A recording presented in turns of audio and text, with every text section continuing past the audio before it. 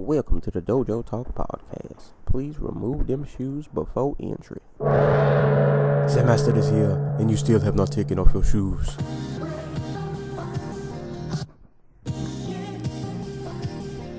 Yeah.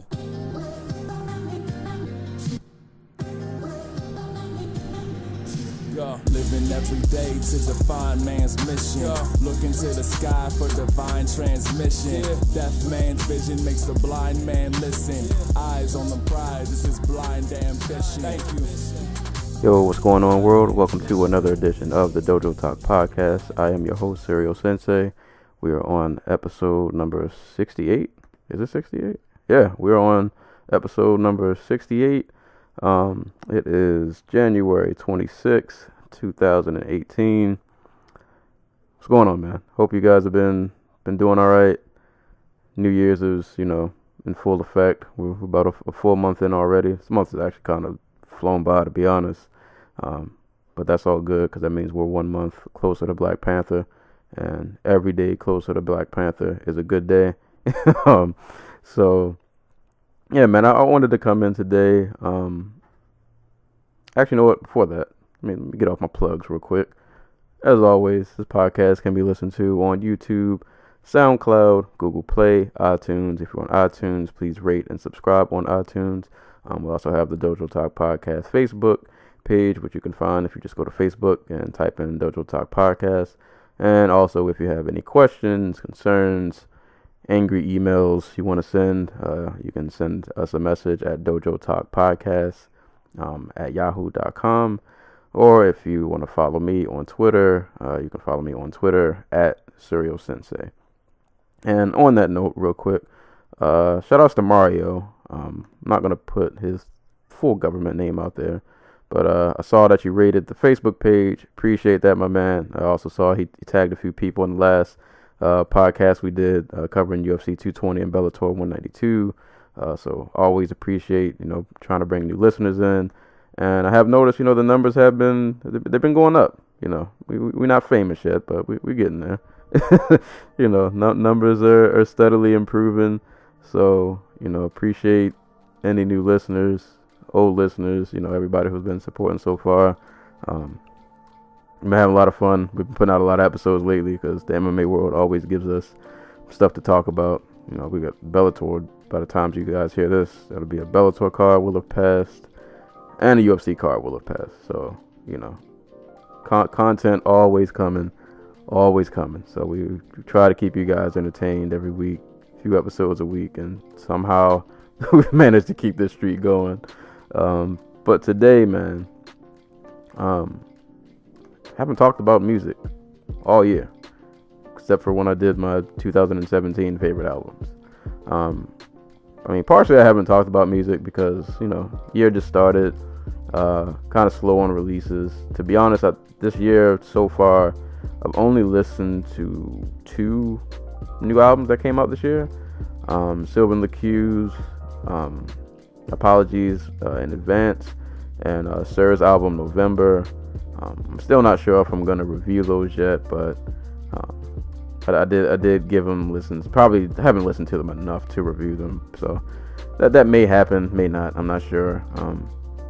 Thought both albums were solid, but I do need to sit with both of them a few more because I haven't given them like a multiple listens. Like I haven't given them enough listens to where I feel comfortable talking about them. So those reviews may come down later, or they might not. But I did just order Evidence's new album, Whether or Not. Actually, the full album stream, by the time you hear this, well, the album will already be out by the time you guys hear this recording, and the full album stream is already up on YouTube. So if you guys are a fan of Evidence, Dilated Peoples, Step Brothers with him and Alchemist, definitely give that album a listen. I didn't listen to the whole stream because I didn't want to spoil the album for myself too much, but I think I got a good solid 3 to 4 tracks in, and it sounded really dope.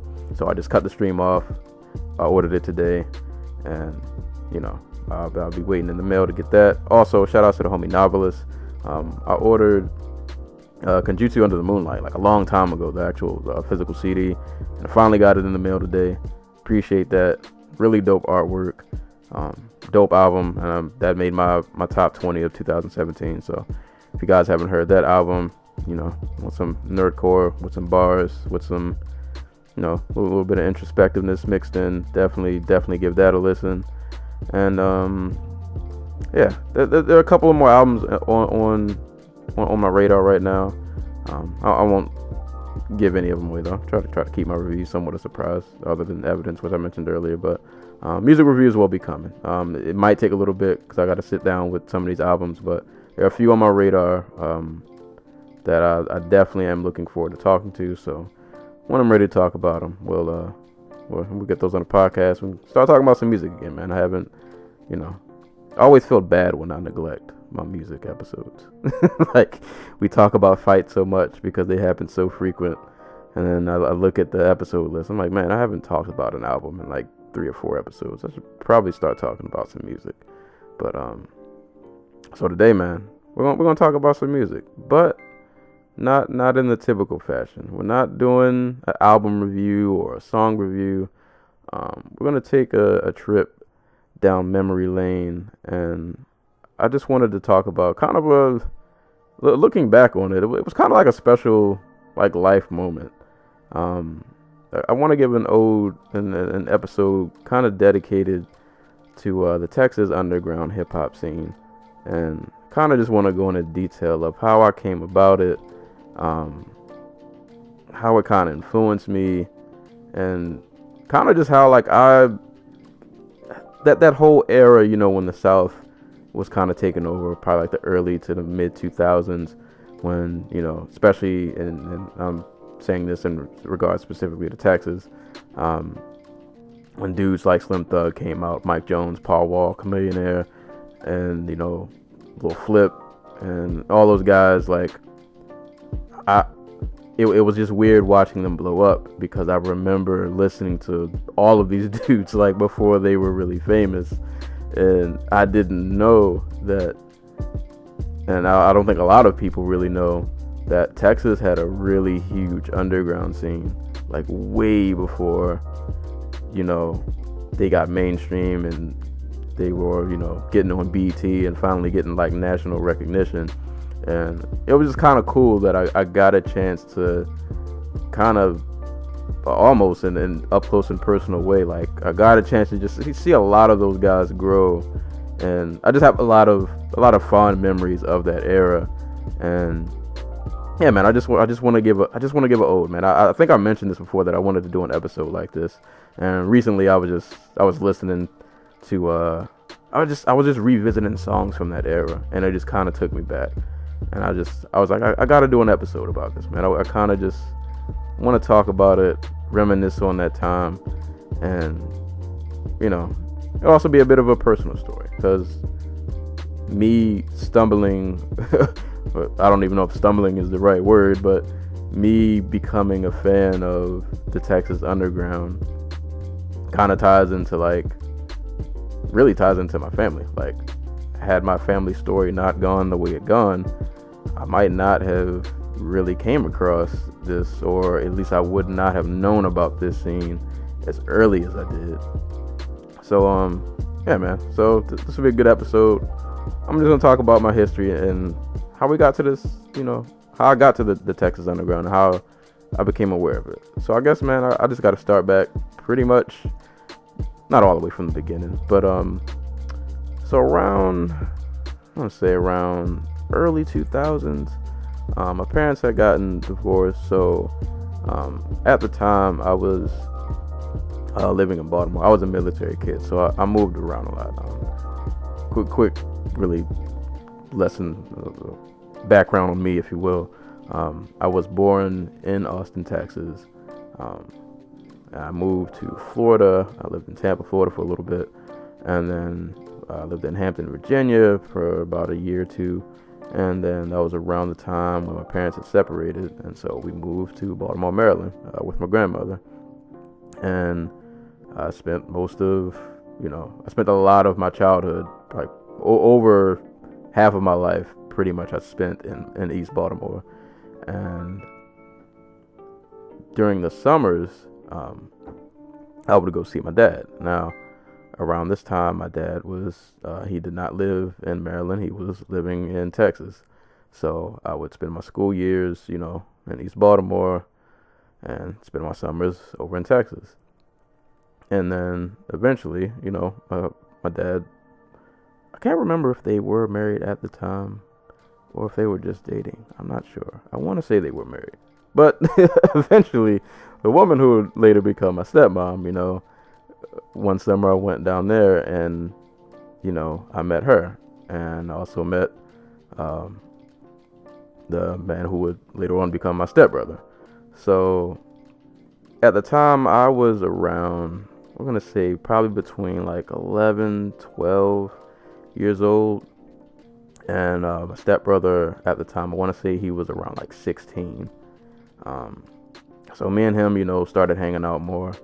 And at this time, you know, I was into music. I was listening to hip hop. I don't think I was buying albums yet. Well, I might. I can't remember if I was buying albums yet. I don't think I was. But you know, I was. You know, I knew about hip hop. I listened to hip hop, but I wasn't fully immersed in it.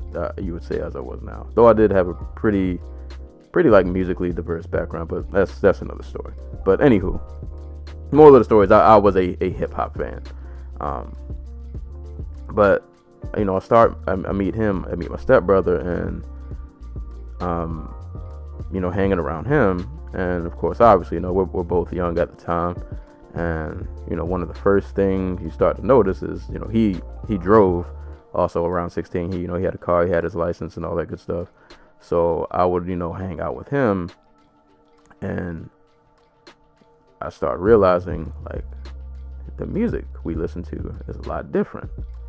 Now, just keep this in mind. Like I said, I was born in Texas, and I actually do rep a lot of Texas things. I'm actually the only person in my family, at least like in my immediate family, that was not born in Maryland. Like all of my family pretty much was born and raised in Baltimore. I was born in Texas, and so even naturally as a kid, like I just kind of embraced it. I was like, oh, I'm not born in the same place as everybody else. So I just tend to cling to things that were from Texas. Hence, I root for the Cowboys. Also a Colts fan. That's another story. But, you know, I root for the Cowboys and the NBA. The Spurs are my squad. College football, I root for Texas Longhorns and the TCU Horned Frogs. So, yeah, like I tend to root for a lot of Texas teams. But in terms of, like, music, other than maybe, like, Scarface and UGK, like, I wasn't honestly too familiar with with my own, you know, scene from my home state in terms of music, like outside of just those major artists. Like, you had Scarface, UGK, Ghetto Boys. Other than that, like, I didn't really know that many other people until I start, you know, hanging around my stepbrother. And I just remember, like, riding in the car with him, and I'm listening to this music, and I'm like, what is this? Tempo's a little slower, and all the words are kind of chopped up, and these punchlines are kind of, it was just different. Hence, I would later find out I was listening to chopped and screwed music, which I had no idea about. For people who don't know, if you're not familiar, you know, chopped and screwed music, rest in peace DJ Screw, who was the founder of that. But, you know, you take the song, you slow the tempo down, and you chop the words up, you know, hence why it's called chopped and screwed. And that was just the thing in Texas. Like, that was a huge thing. And it wasn't just like, for people who don't know, like, if you're not familiar with chopped and screwed, like, people didn't just chop and screw just like hip hop records. Everything, like R&B got chopped and screwed. OG Ron C has a very famous series, which is all R&B chopped and screwed songs. And side note, chopped and screwed R&B is the truth. If you don't listen to chopped and screwed, I would suggest find your favorite R&B song, see if there's a chopped and screwed version of it. I'm pretty sure OG Ron C probably has a chopped and screwed version of whatever your favorite R&B song is. If not, somebody else on YouTube is. They're probably not better than OG Ron C, but so somebody in the universe probably chopped and screwed it. Chopped and Screwed R&B is so dope. But like I said, man, I'm listening to this music and I'm like, bro, I don't know what this is. And to be honest, like at first, I didn't really know how to take it. Like it didn't stick with me at first. And so the following year, this was my junior high year, and like I said, I used to visit my dad in the summers. And then when I went to 8th grade, I actually stayed with him for a year. So at this point, my stepmom and my dad were living together. So I lived with my stepdad, my stepmom, and my stepbrother. So, obviously, since I'm living with them, I'm there for a whole year for school year. And I was in junior high, my stepbrother was in high school. And, obviously I'm living with him, so me and him are going to hang out a lot more. And, so he was basically like my big bro. And I honestly, kind of don't even really look, I know we're technically like a stepbrothers, but he's basically like family. Like, I know I can go down there and I'm good. We still chop it up every now and again. But yeah, man, I started hanging around him more. And now I'm getting really thrown into this underground scene that I just did not know existed. And one of the dopest things that just a lot of people didn't know, and this is, so my school year in 8th grade was 2002 to 2003. And I mean, the internet was around at that time, but it wasn't like as prominent as it is now. And one of the things I learned quickly is the Texas artists were so ahead of their time in terms of being independent, because early 2002, 2003, I mean, this is still the era where everybody's still glamorizing record deals, where it's like, if you're not signed to a major label, then it's like, well, what are you even doing? Like, what do you mean you can't be popping if you're not signed to a major? But these dudes were out here hustling, man. Like, a lot of these artists, your Chamillionaires, your Paul Walls, your Mike Jones, these dudes were selling hundreds of thousands of independent albums and getting all of the residuals because they didn't have to pay a middleman. I mean, they might be signed to their little indie label, but it's not like you're signed to a Universal where you gotta pay this person and that person and you only get a penny from your CD. No, these dudes were making bank. And you gotta think, man, Texas is a pretty big state. So in Texas alone, a lot of these artists were making enough money to sustain a living. And you could do that just being in Texas. It was crazy. Freestyles were a big thing. So and I guess I gotta start giving history to some of these artists. And I gotta start with Chamillionaire, man, because to be honest, at one point, and to be honest, even still, man, Cam is probably one of my favorite rappers of all time. And I know people are gonna hear that and laugh and judge oh, the Riding Dirty dude was that's one of your favorite rappers. Yeah, man, because people don't know the work that Cam put in before Riding Dirty came out. I don't think people know the cult the cult following that this man had before he ever signed to Universal and put out Sound of Revenge. This dude was huge in Texas, and not even just Texas, really.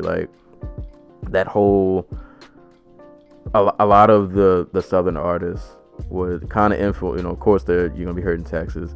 They also infiltrate other states, Arkansas, Bama.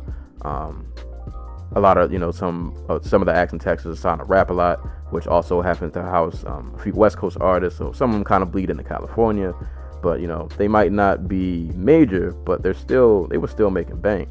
And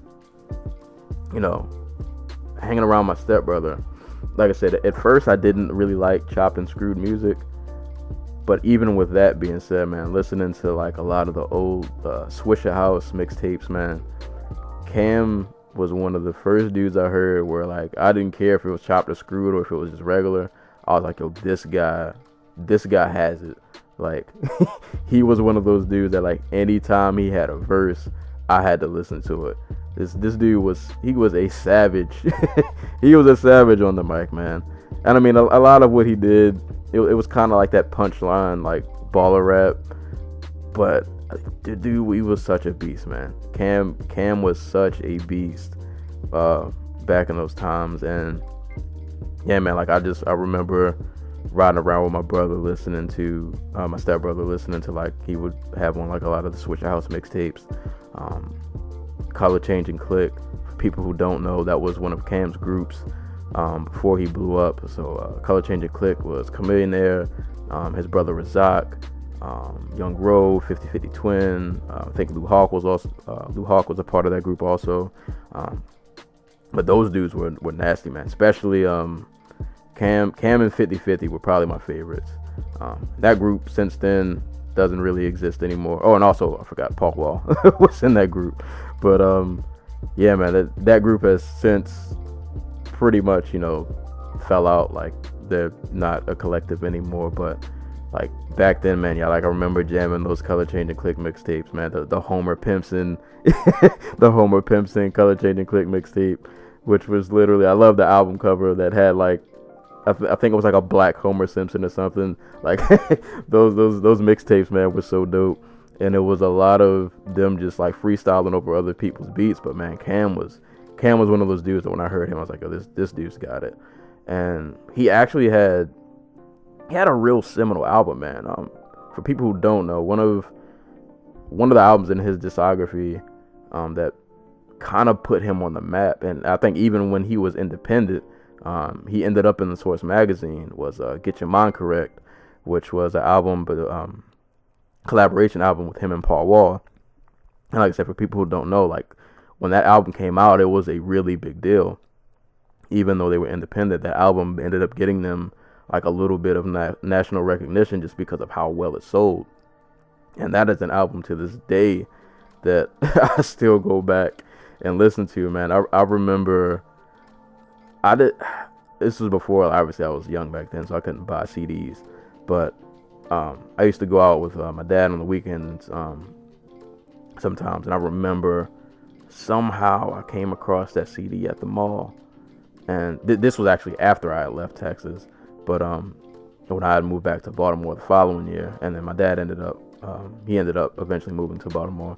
But I remember coming across that CD, and I didn't think that I was ever going to come across it in Maryland, and I found it, and I got my pops to buy it for me. And man, I jammed that album relentlessly over and over and over. And yeah, man, that album was that was a really big album for Texas.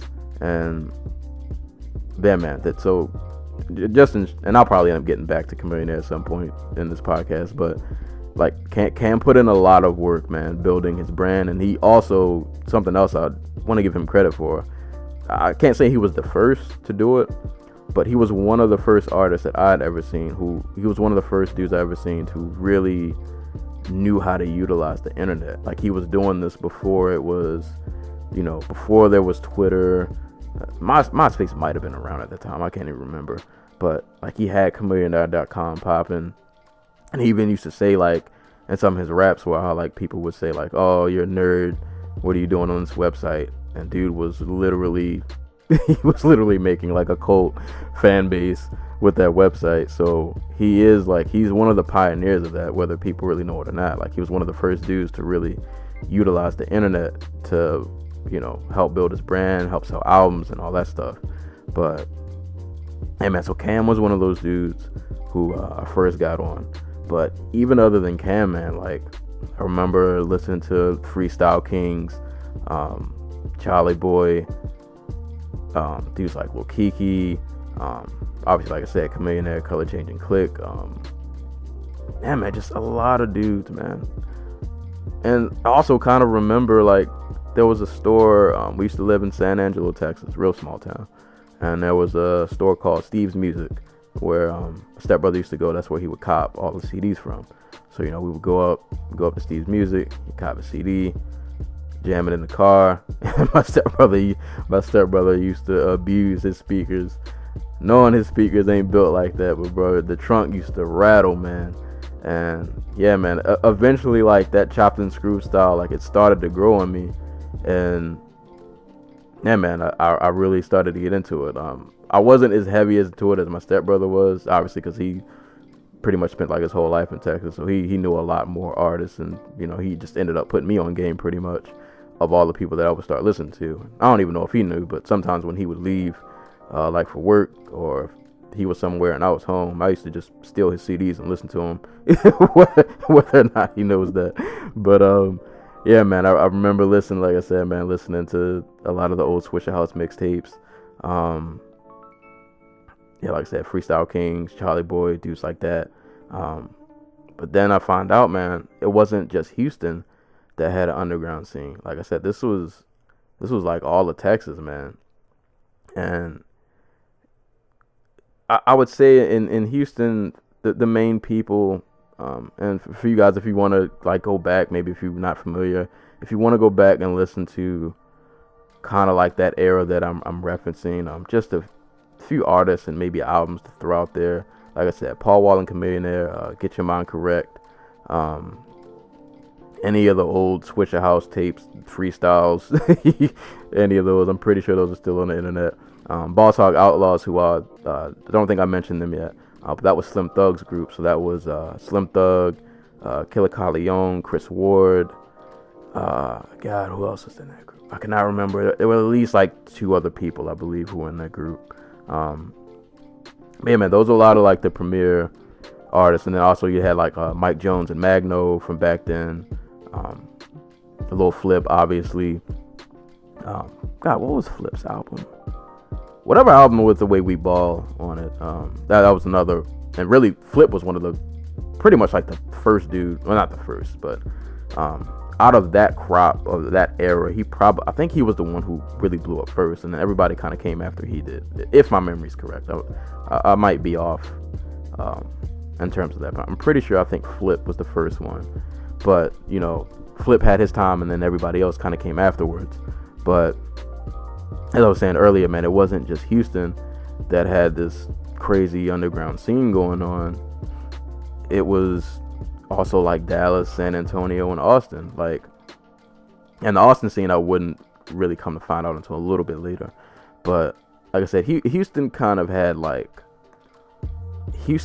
next generation of dudes who would eventually blow, and then it also had the legends. So and if you look up Houston's history, you'll learn about like the beefs that were between like South Houston and North Houston. So like South Houston was like, oh God, who was South Houston? South Houston was, I think that's where DJ Screw was from. Lil Kiki was South Houston. I think Screwed Up Click was South Houston, and then North Houston was like that new crop. So North Houston was DJ Michael Watts, Chamillionaire, Swisher House. All those dudes were North Houston. But like I said, Houston was primarily like the hub in terms of Texas, in terms of hip hop. That's where all your legends and pretty much like that next generation would come from. But you swing on over to Dallas, and you got groups like DSR, Tom Tom, Fat Bastard, Big Tuck, and quick shout outs to DSR, man. I was going through my CD collection the other day, and once again, I gotta thank my stepbrother for putting me onto this. DSR was just a real entertaining group of people to listen to. But what some of their standouts, man, the classic throwback freestyle where dudes are just literally freestyling about throwback jerseys. Tom Tom and Fat Bastard CD, I think it was called Respect It or Check It. The song On My Screens, which I actually put that CD in my car the other day. I had to relive that moment. I remember my stepbrother used to play the mess out of that song. It was literally just a song about them rapping about like their favorite lines from like their favorite movies, and it was a really dope, just kind of creative song. And it's kind of like what I appreciated about this whole like underground scene in Texas was like they definitely, it's probably not for everybody. A lot of it you probably won't understand, like if you aren't from there or if you didn't live there. A lot of the slang and even like the flows, like it might not really be it for you. But for me, I accepted it eventually because like, this is kind of like my roots. I was born here. So I kind of I wanted to be connected with what was going on in my home state, even though, like I said, I was living in Baltimore, but I was born in Texas, and, I wanted to rep. So that made me a fan. But also I was like, it was different from everything else that I had heard up to that point. Because like I said, man, living in Baltimore, I mean, Baltimore definitely has this, back then had its own scene. If anybody's familiar with Baltimore club music, that was kind of like the Baltimore local thing, local flavor. But other than that, like, I was mainly listening to stuff I saw on TV or heard on the radio. And then I go to Texas and it's just completely different, man. So like I said, you swing to Dallas, man, you got DSR. You swing to San Antonio, you got Third Degree, which was Lil Ken, Mark Gaboda, Kyle Lee. That was actually another one of my favorite groups. Eventually I'll get into the story when I started buying all these albums, but I remember listening to them. Lil Ken was actually probably a favorite, and Lavola. Lavola was such just this high energy. Lavola, like, he raps like his name sounds like. Hey, dude, just a ball of energy, mad aggressive. But yeah, he had bars though, man. Like Third Degree, San Antonio. I still have I got the Texas All Star CD. I have their album, which unfortunately didn't have Lil Ken on it. I think he was in jail when this came out. I think something had happened. But the Since Day One album, I still got that. Actually, it's pretty good workout music, some of the songs on there. But yeah, man. So San Antonio was holding it down. So like I said, a lot of these areas, even outside of Houston, had their own thing going. Oh, so back to Dallas real quick. Other artists worth a shout out: Mr. Pookie and Mr. Lucci-Crook For Life.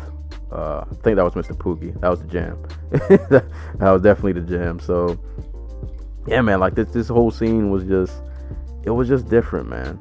And so I spend this whole year, man, like kind of ingesting this music, getting familiar with the scene. I'm now, like I said, I'm becoming fans of these guys.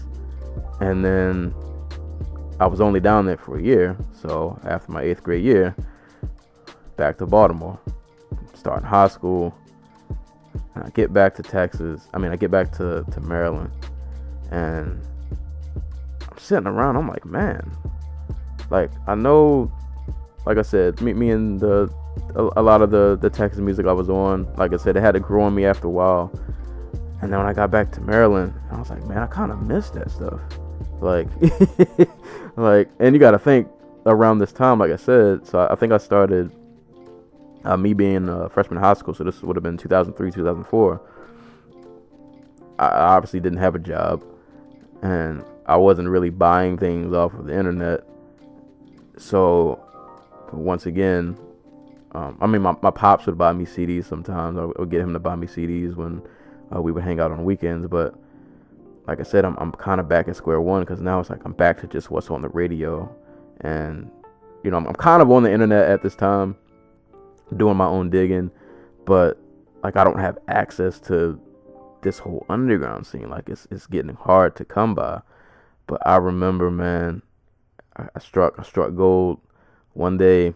I was like, man, I really miss this Texas music. And around this time, let me fact check real quick, because I might be off by a few years. I told y'all I was going to mention Chamillionaire again, and I definitely am, because also another thing he was known for was mixtapes.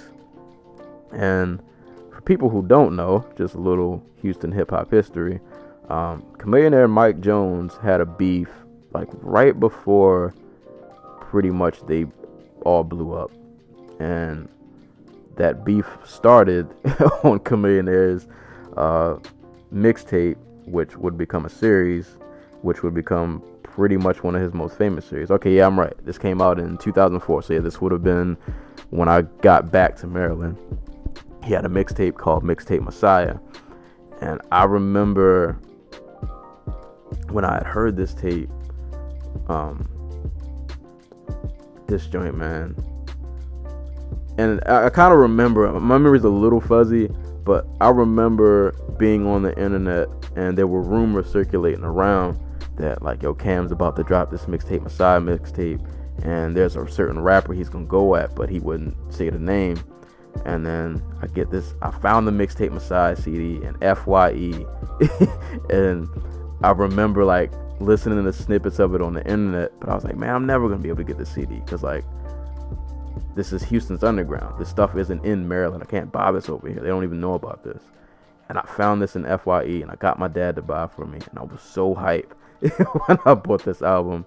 And like, man, for people who don't know, the Mixtape Messiah series, this is just Cam just like ripping Mike Jones apart for like pretty much like an entire mixtape, man. And yeah, I used to the song Roll Call. I used to listen to this mixtape religiously, and this was a triple disc mixtape. The first disc was the mixtape.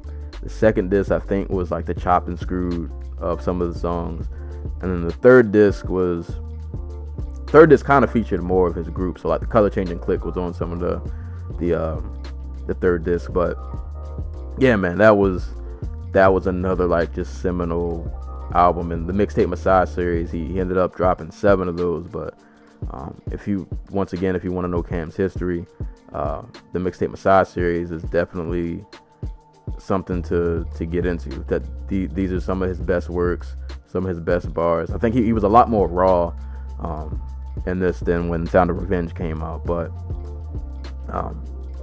yeah, man, I remember just getting a hold of this album, and eventually when I moved back to Maryland, I was missing that Texas sound, and I started to dive deep into the internet more, and I just started researching, man. I was like, I just want to listen to some Texas music. I want to find everybody possibly who I can from Texas and start getting some of their music. So one of the dudes, some of the artists who I started listening to after that time, I started coming across Devin the Dude. He was one of the names who, when I would search Texas artists, Devin the Dude is a name that would just pop up over and over again. So he was a dude who I became a fan of. People don't know, man. I think I've mentioned Devin the Dude on this podcast maybe once or twice, but very, very comedic. He's actually a lot different than a lot of the other Texas rappers. He doesn't take himself so seriously. Very comedic, lots of bars about him smoking, getting with women, but he's just kind of like, he's not out here. He ain't trying to hurt nobody. He's just trying to have a good time. So yeah, Devin, I definitely became a Devin fan. Still am a Devin fan to this day. I came across dudes like Zero, Trae, Gorilla Mob.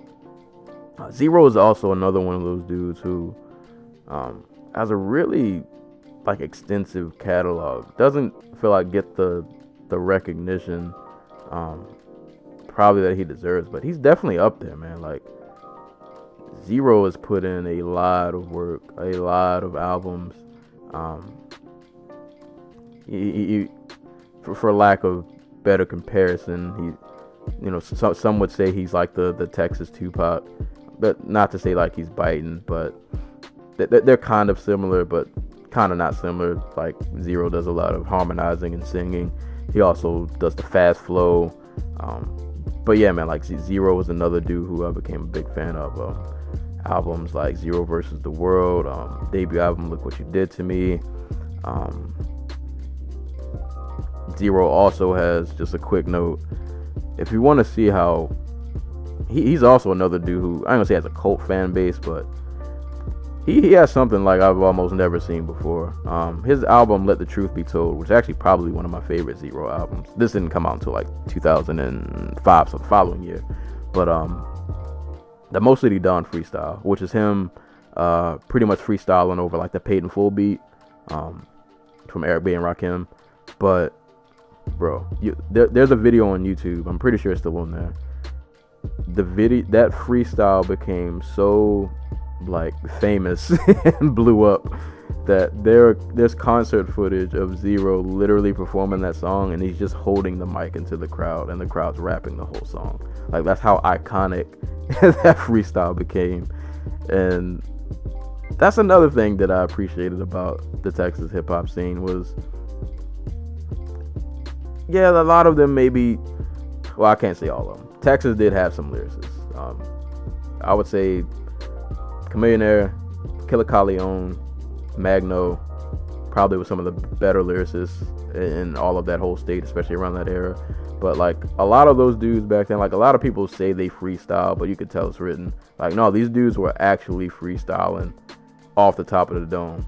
And yeah, some of the punchlines might have been kind of hit or miss, but like I just appreciated the fact that a lot of these dudes were like, they were freestyle tapes, and they were actually freestyle tapes. Like dudes, it sounded like they were just going off the top and they were getting it to work.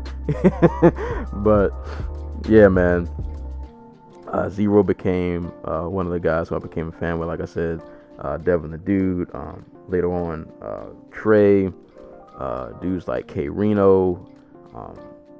K Reno also, man, another dude worth mentioning. Kind of like the Texas Cannabis. Very, very, very lyrical rap.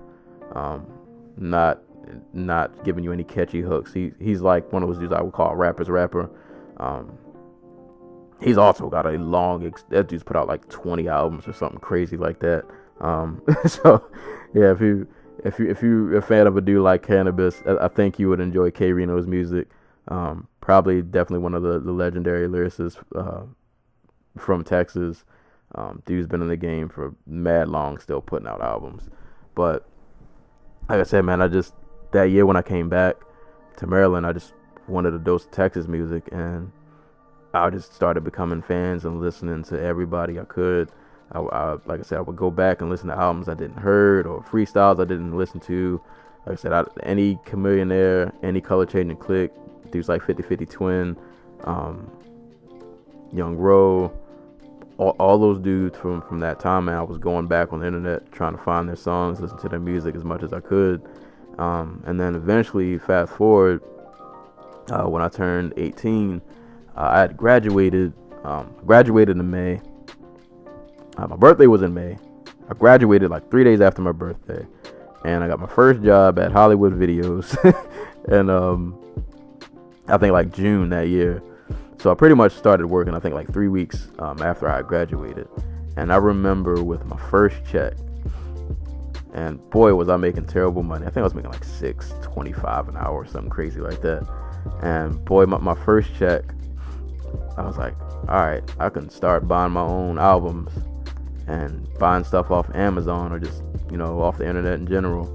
And I remember, man, shout outs to SoSouth.com. That was one of the websites that you could still buy a lot of those like Southern albums, and especially like Texas mixtapes and stuff from. So I remember, man, I spent almost my whole check. I went on SoSouth.com and I cleaned house, man. I started like wrecking my brain trying to remember all the albums that my stepbrother had put me onto. So I remember going back, man. I bought Third Degree. I think I bought like Since Day One. I bought the Texas All-Star mixtape. I bought Tom Tom and Fat Bastard, Respected to Check It.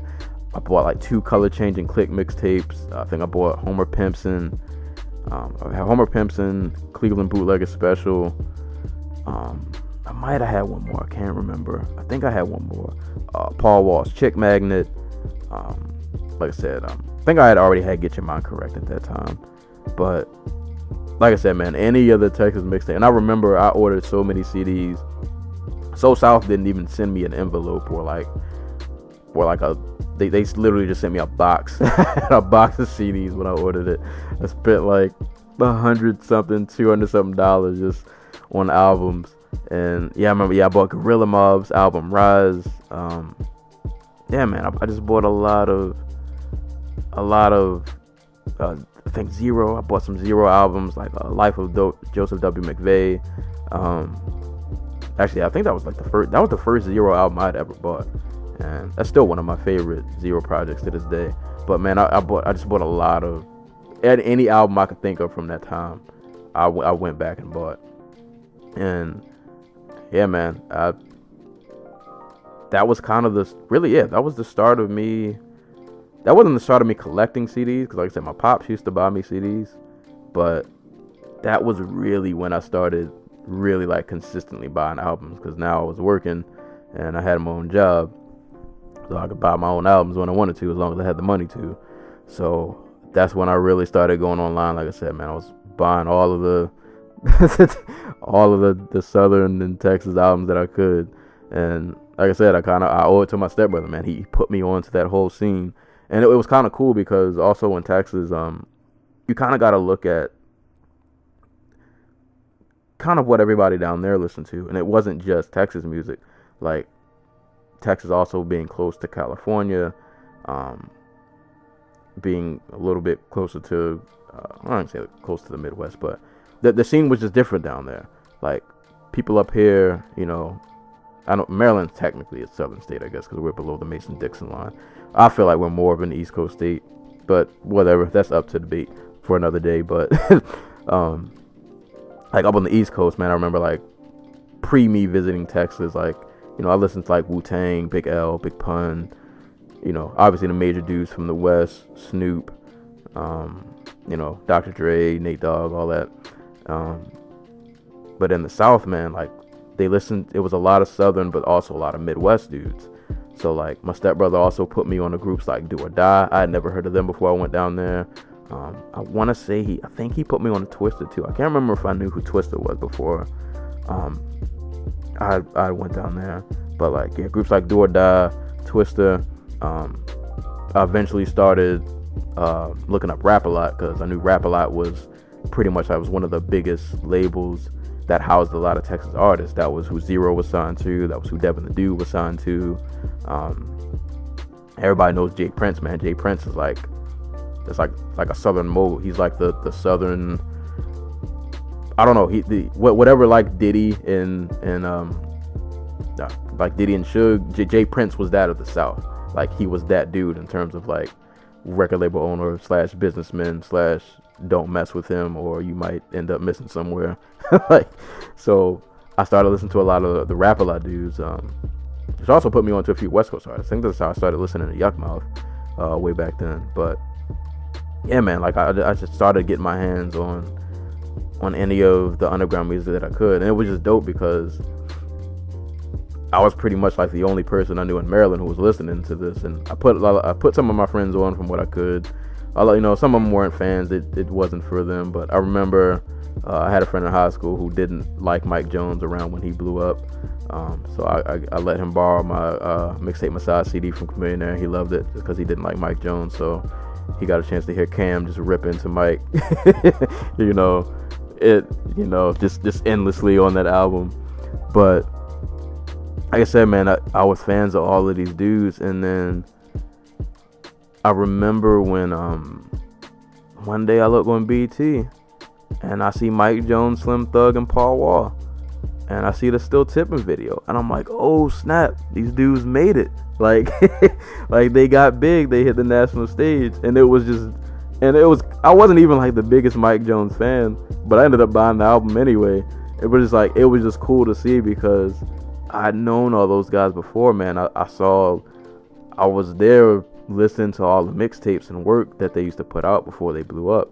So when they finally made it, it was just kind of dope to see. And yeah, like I said, man, and actually a quick note about Still Tipping, I don't think people know. There's another version of Still Tipping that it was on a few CDs actually. There was a Swish House compilation. I think that was called The Day Hell Broke Loose. Let me make sure I'm not lying to you guys. I'm pretty sure that's what it was called. Oh no. Was it a Rap-A-Lot compilation? There's another version of Still Tipping. I know it's on Chamillionaire's Mixtape Messiah. It's on the 3rd disc. But it was also on another compilation, and I had the CD. Actually, I have the CD somewhere in here, but I'm not gonna take the time to look for it. But there's another version of Still Tipping that has it's called The Day After Hell Broke Loose. Yeah, this is a Rap-A-Lot compilation. So yeah, there was another version of Still Tipping that had Chamillionaire on it, and Chamillionaire bodied he bodied that version.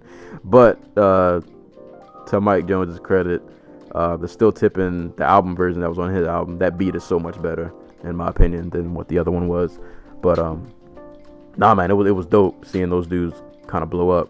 So Mike Jones blew up, Paul Wall blew up, Slim Thug blows up. He comes out with already platinum. He's doing his thing. And Paul Wall had the People's Champ. So he came out. He's doing his thing. He's doing songs with. He was on the Drive Slow joint with Kanye. So it was kind of crazy to just see all these dudes, man, like blow up. And it was kind of bittersweet because a lot of the dudes from that era, they blew up, but not all of them, unfortunately, were able to stick around. Like I said, Lil Flip was kind of like the very first of that crop. And I mean, he had a nice little run, man. He had, was it the Leprechaun album? Then he had, it was the Leprechaun, Underground Legend. Underground Legend is probably the one most people would know him from. That was the one that had The Way We Ball and all that on there. So he kind of blew up off that, and then he ended up doing songs with like David Banner. Yeah, he had his run going. Then he had You Gotta Feel Me. And I feel like kind of after that, he kind of somewhat fell off. And then he had the beef with T.I., which, whew, I mean, don't get me wrong. I love my Texas artists. T.I. T.I. gave him that work. But that was kind of a big moment too, though. Yeah, man, him and T.I., that was bruh, T.I., that 99 Problems joint. Woo, my God. But Flip had his run, and then at least in terms of the mainstream, he kind of fizzled out. I think he does still put out music. I have seen him recently still putting out freestyle videos. So I think he does still put out music, but obviously, he's not as big as he used to be. Obviously, like I said, Mike Jones, he blew up. His run didn't last too long. Dude's like, he had a little run. Paul Wall, like I said, he blew up. He still does put out music. He's still involved. Some of the joints off of Slab God, I think they came out 2016 or 15, can't remember. I still jam some of those. So Paul Wall still puts out music. Who else was I gonna mention? But yeah, there were also guys, unfortunately, who didn't blow. Dudes kind of like Zero. He was one of those guys who I was hoping would kind of get national notoriety, but I felt like he just never got as big as he did. I would say Trae, I guess now he goes by Trae the Truth. He definitely, I ain't gonna say he blew up, but he's gotten a lot more notoriety. Like I see his name a lot more around, so it's kind of cool to see him get some more recognition. I see him working with a lot of bigger artists now. Because I remember listening to Trae. I had the Gorilla Mob Rise CD when that came out like 2000 or like 99 or something like that. But it was cool to kind of see him blow up. He's gotten a lot more recognition now. He also had a beef with Mike Jones, for people who don't know. Actually punched Mike Jones in the face. That video might still be on the internet somewhere. But yeah, so like I said, a lot of dudes from that era, some of them blew up, fizzled out, some are still around. Unfortunately, not everybody made it, man. I remember DSR from Dallas. I think they got signed to Universal. Tom did put. I think I'm pretty. Tom got signed to They got signed to Universal. I don't think DSR ever even put out an album under Universal. I know Tom had that joint called Caprice Music, but he kind of fizzled out after that too. And I don't know if he's still around. So yeah, the dudes from Dallas didn't really make it or stick around too long, at least as far as I know. Devin the Dude, he's still out here. He never really blew up, but Devin the Dude's just one of those dudes that he has such a big fan base, and he's pretty consistent that, like, even though he didn't blow up in terms of national notoriety, he still put out some pretty popular songs. Actually, one of my favorite Andre 3000 verses of all time is on the Devin the Dude song, that What a Job joint with Devin, Snoop, and 3 Stacks. So Devin ended up putting out some hits. The Boss Hog Outlaws, like I said, that was Slim Thug, Killer Corleone. Not all of them stayed around. I think they did put out like a kind of mainstream album. Like I said, Slim Thug had already platinum, so he had a little run. And then Cam finally came out later, and he was kind of the one I was waiting for. 'Cause like I said, he was like my favorite out of Texas pretty much. And I remember a lot of people were waiting for him to drop, but a lot of people don't understand, man, like Cam wasn't really into playing label politics, and he kind of had leverage because he was such a huge artist and he was making a lot of money on his own already. So he ended up getting a pretty good deal at Universal. And I remember coming home one day, and I think I was watching Rap City, and it was right before Rap City was about to go off. And I remember the Turn It Up video when it started, and you saw the Chamillionaire, the lizard chain he used to wear. And I got so hyped. I was like, yo, my man's finally made it. He finally got big. And then obviously, you know, he puts out Sound of Revenge.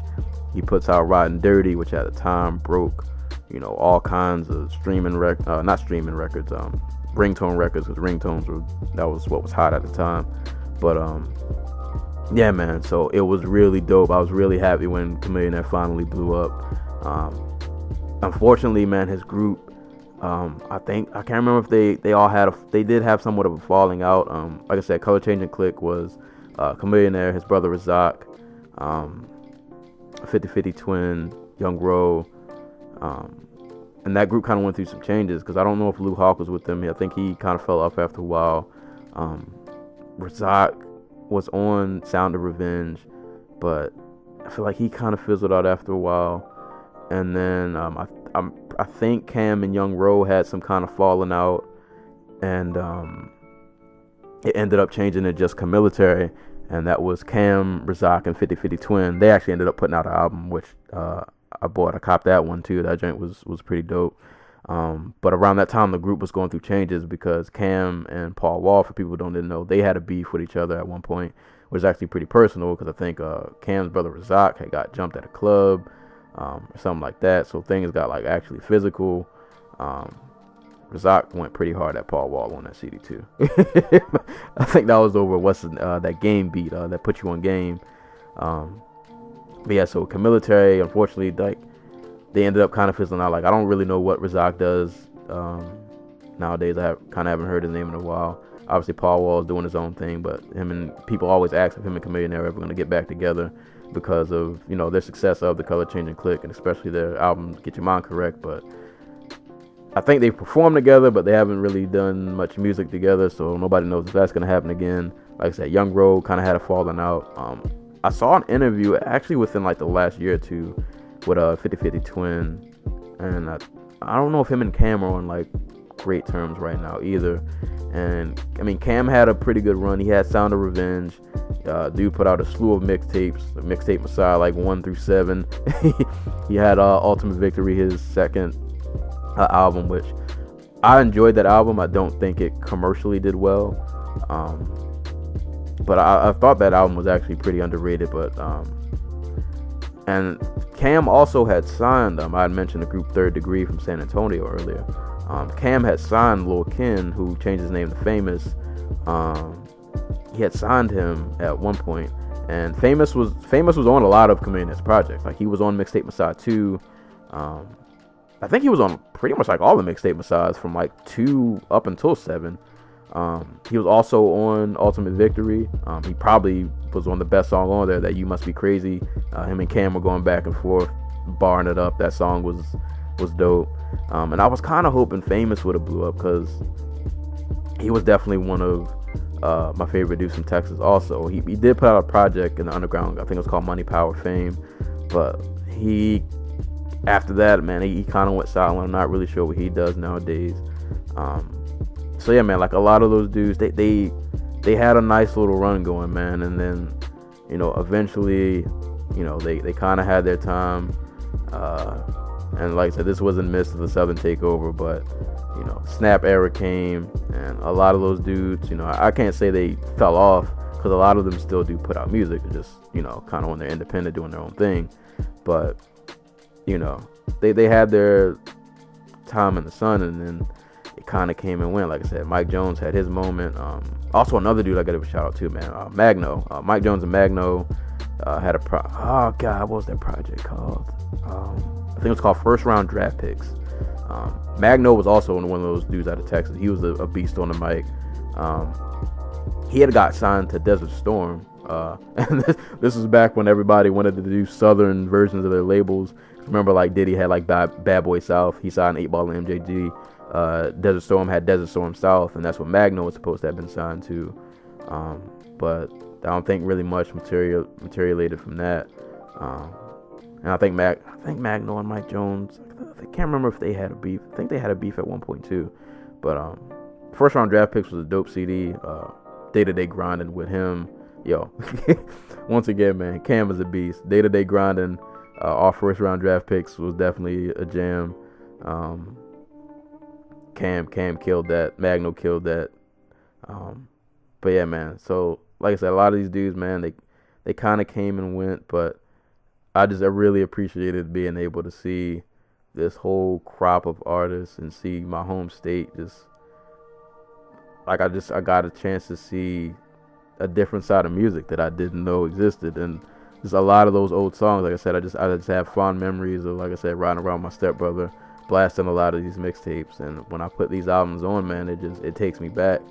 And I put these albums on, it just puts me in a good mood, because I just kind of remember those days and like where I was when I heard a lot of these albums, and I just kind of remember how times were just different back then. So just every now and then, man, I just go back and I listen to some of these old albums, these old mixtapes. And man, it just puts me in a good mood, and I still get happy when I see these dudes now, and a lot of them are, even if they're not doing music, they're still successful. Chamillionaire's out here doing the whole venture capitalist thing, really big into tech, which isn't a surprise, because like I said, he was one of the first dudes who I really saw utilize the internet like that. So not surprising that he's pretty much into tech. He's making money doing that. I know Paul Wall has a lot of business ventures that he does still. And another dude, real quick, I got to give a shout out, and I wish I would have reviewed this album, and shout outs to FIFO from Dead in Hip Hop, because he kind of reminded me about this album. But Killer Corleone, who was a part of Boss Hog Outlaws along with Slim Thug and company, he put out an album last year called Lorraine Motel. And Killer Corleone was one of those dudes who I didn't really listen to a lot of his albums back in the day. But of course, I heard some Boss Hog Outlaws mixtapes, which he was a part of, and a lot of his freestyles. And he was easily one of the best lyricists, probably pretty much like in all of Texas. And he was one of those dudes who every now and again I would go check up on. And I remember, I feel like there was a brief period where like I just hadn't heard of him, and I was like, man, did he fall off too? And then he popped back up one day. He did a freestyle over the Biggie joint, the Hushacha. And this was my first time seeing him in like a couple years. I remember, like, dude had lost a lot of weight, but dude, he was spitting, man. And I was like, oh snap, he's back. And like, he would just drop these freestyles every now and again. And I remember he put back at Candy Paint and Texas Plates, part 1 and 2. So I had those. And then, you know, he recently put out this Lorraine Motel album last year, and it was just kind of dope to see his progression as an artist, because he, like a lot of the Texas dudes, man, on a lot of that punchline rap, not, you know, nothing that'll make you really think, you know, a lot of punchlines, a lot of, you know, rapping about typical rapper stuff. And then he comes out with this Lorraine Motel album last year, and it's very socially conscious, a lot of topics, you know, dealing with racism and the state of Black America, so on and so forth. So it's been really dope to see his progression, and watching a lot of his interviews and just kind of seeing how he's grown as an artist and as a person. So that's definitely an album I would recommend to you guys out there if you want to hear definitely like a lyricist. And it's not like a preachy album. If you like street rap, but you want it to be with some content, he's definitely somebody I would say to give a listen. So shout outs to him, man. It's really dope to see him still putting out music, still, you know, still keeping himself relevant. And I think actually him and Slim Thug did a collab mixtape last year. Slim Thug's still out here putting out music too. So yeah, man, it's just really dope to see people from that era, that scene, you know, some of them still are out here to this day, still being relevant, whether it be in music or whatever, you know, personal endeavors, you know, business wise or whatever that they got going on. So yeah, man, I really want to just give a shout out to the Texas hip hop scene as a whole, from, like I said, from Houston, man, to to Dallas to Austin, which unfortunately I didn't get into, man. Shout outs to Babu Blake from Austin. Yeah, man, that whole scene, man, I hold a lot of fond memories. Those were some of like the best years of my life. And that music ended up being like the soundtrack to kind of that portion of my life, and it stayed with me even to this day to an adult. Shout outs also, quick mention. It was a YouTuber, or maybe it was Vine, I don't remember, but 39 Cents TV. He used to put out the Houston freestyle videos, and those joints are so on point, man. Like, if you just go to YouTube and type in 39 Cents Houston rappers, you can find the compilation of videos of him doing his impression of what the Houston freestyle tapes used to sound like. And to be honest, they're pretty accurate. So if you want to get a sense for what a lot of these tapes used to sound like, yeah, man, just give that a listen. But yeah, I just want to give this shout out because his videos make me laugh so hard. But yeah, man, the whole Texas scene, man, like I said, from Houston to Dallas to Austin to San Antonio, you know, all the legends, man. Your Lil Kikis, your Screwed Up Clicks, your DJ Screw, Scarface, UGK, to that next crop, man, your Chamillionaire, Color Changing Click, DSR, Trae, Zero, Devin the Dude, all those dudes, man. Freestyle Kings, all those dudes, man. I really just fond memories, good memories of those times. And probably what I'm gonna do, I'm gonna leave a lot of links in the description below, just to give you guys a feel for some of the songs that I used to listen to and things like that. And for people who are familiar with the Texas hip hop scene, it's probably just be a refresher course for you. But for those who are not familiar with the scene, or you might not have been privy to what was going on in the South during that time, maybe I'll put you onto something. Like I said, it might not be for everybody, but for people who are a fan of that scene from that era, this will be a nice trip down memory lane.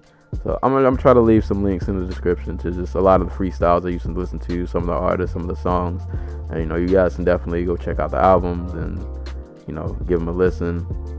And I guess really at the end of the day, to wrap this all up in a bow, support your local scenes. Like, a lot of dope music could be coming right from your backyard and you might not know it. And that was kind of how the South as a whole, especially Texas, was able to sustain the run that they had, because they had a lot of support in their home cities. You could hear some of their freestyles literally on radio stations, and I never heard that in any other state, where literally a rapper's freestyle would be played in regular rotation on a Texas radio station. So yeah, man, support your local artists, man.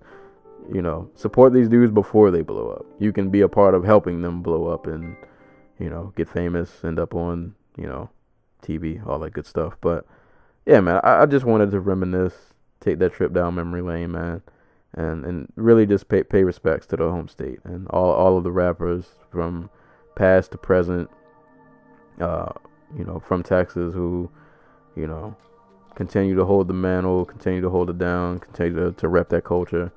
And yeah, man, I really appreciate it. I think Houston, really Texas as a whole, definitely ended up influencing hip hop.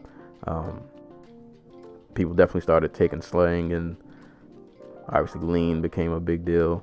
Not all positive influence, but they left their mark. I think on the hip hop world, and I was just glad to kind of be a part of that, or at least just witness it before it blew up, and then getting a chance to see what it looked like when they finally did, have their time and all that. But yeah, man, that's pretty much all. I just wanted to take that trip. Hopefully, like I said, if you guys were fans from that area, hopefully this is a nice episode for you to just reminisce. Maybe you'll go back, listen to some old tapes.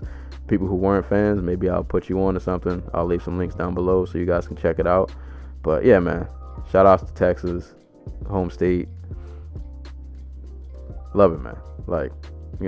Nothing else like it. But that's pretty much it for today's episode. Appreciate you guys for rocking with me. As always, it's podcast can be listened to on YouTube, SoundCloud, Google Play, iTunes. If you're on iTunes, rate and subscribe on iTunes. If you want to hit us up on Facebook, you can go look at the Dojo Talk Facebook page. If you want to follow me on Twitter, I am at Serial Sensei on Twitter, so you can give me a look out on there. And yeah, man, that's pretty much it. More content coming, fights coming up, so hopefully we'll have an episode dropping soon to cover the cards that are happening, and hopefully I'll be able to review some more albums soon. So yeah, man, that's pretty much it. It's been another edition of the Dojo Talk podcast. Thank you guys for listening, and hopefully I will catch you guys soon. Peace.